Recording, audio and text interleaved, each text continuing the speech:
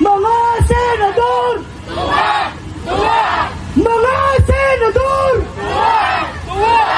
Paumpisa pa lang yan, lalabas ang mamamayang Pilipino at hindi papayag na ganyan. Na, dismiss natin, iudlot natin, gamitin natin yung word na remand para hindi nila mahalata na itong ginagawa natin sa impeachment is pagdidelay lang.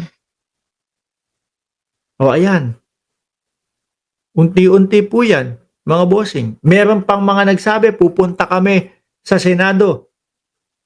Meron kaming dalang kandila. Yung iba meron pa dala padlock pa daw.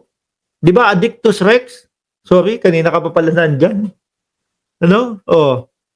Alex Gonzaga, sino may lighter dyan? Sunugin na daw si Robin Padilla para amoy digong siya. Isa pa ho yun. Si Robin Padilla, mahina ang kukote.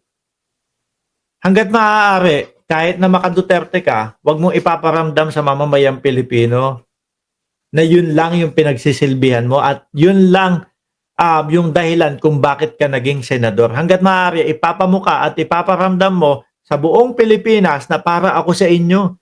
Sa may tigas ng muka no? Kahit sunugin nyo pa ako. Akala niya tama siguro.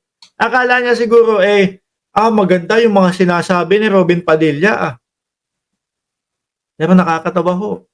Kahit sunugin nyo ako, amoy Duterte ako. Sabi ni Bing de la Cruz, people power na tayo sa Senate. Abolish yung Senate.